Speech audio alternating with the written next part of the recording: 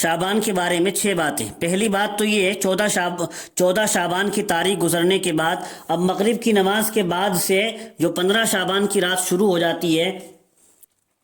اس رات میں جاگ کر اللہ کی عبادت کرنا مستحب ہے۔ علامہ شامی رحمۃ اللہ علیہ نے فتاوی شامی میں اس کو ذکر کیا ہے۔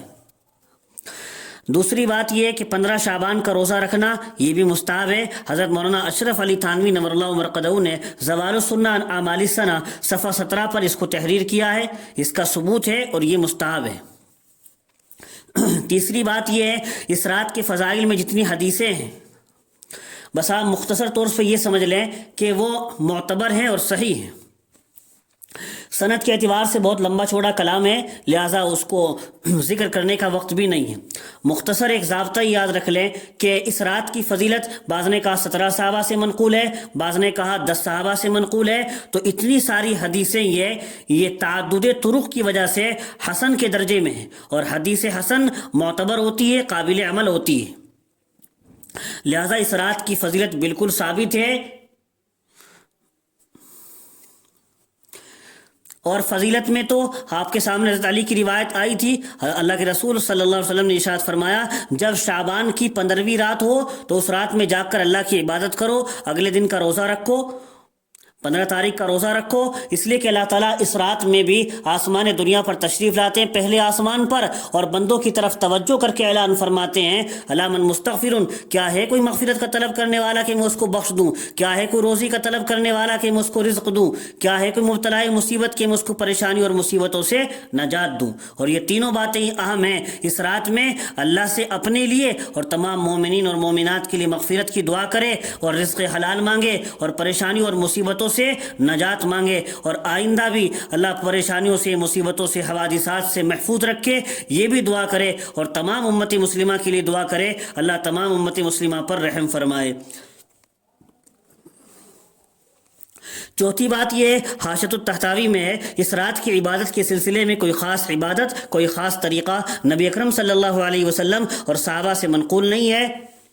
فقہاء نے بھی کوئی خاص طریقہ ذکر نہیں کیا، بس عبادت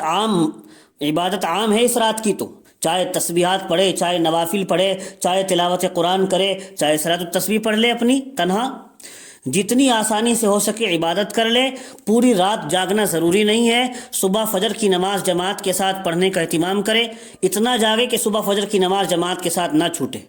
اس مبارک رات کی قدر کریں، نہ جانے آئندہ سال ہمیں رات نصیب ہو یا نہ ہو۔ شاعر نے کیا ہی خوب کہا ہے، جاگنا ہے جاگ لے افلاک کے سائے تلے، حشر تک سوتا رہے گا خاک کے سائے تلے۔ پانچویں بات یہ ہے کہ عبادت تنہا کرے۔ فتاوی محمودیہ میں ہے مساجد میں اجتماعی عبادت مکروہ ہے، اور نفل عبادت میں تو علماء نے ذکر کیا ہے نفل عبادت تو گھر میں کرنا ہی افضل ہے، گھر میں کرنا ہی افضل ہے، کیونکہ اللہ کے رسول صلی اللہ علیہ وسلم نے ارشاد فرمایا تھا اپنے گھروں کو قبرستان نہ بناؤ، مطلب یہ ہے کہ گھر میں بھی کچھ نفل نمازیں، کچھ عبادت کر لیا کرو۔ گھر میں عبادت کرنے سے تو نورانیت آتی ہے، گھر میں برکتیں آتی ہیں، اللہ کی رحمت متوجہ ہوتی ہے، تو اس لیے گھروں میں بھی عبادت کا ماحول بنائیں، کم از کم اس رات میں ہی گھر میں عبادت کر لیں۔ ویسے تو ہم نفل نمازیں مسجد میں ہی پڑھ لیا کرتے ہیں، مرد لوگ، عورتیں پڑھتی ہیں، بس اس رات میں ہم نفل عبادت اپنے گھروں میں کریں گے، عورتیں بھی ساتھ مل کر عبادت کر لیں گی، اور نفل گھر میں بھی کچھ نہ کچھ عبادت اللہ کی ہو جائے گی، جس سے نورانیت آئے گی، برکت آئے گی، اللہ کی رحمتیں ہمارے گھروں میں بھی متوجہ ہوں گی۔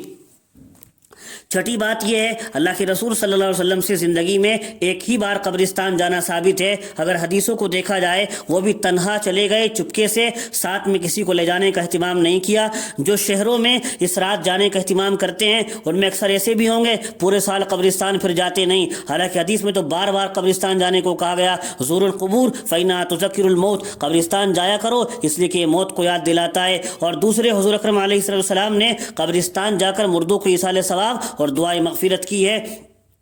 اس رات میں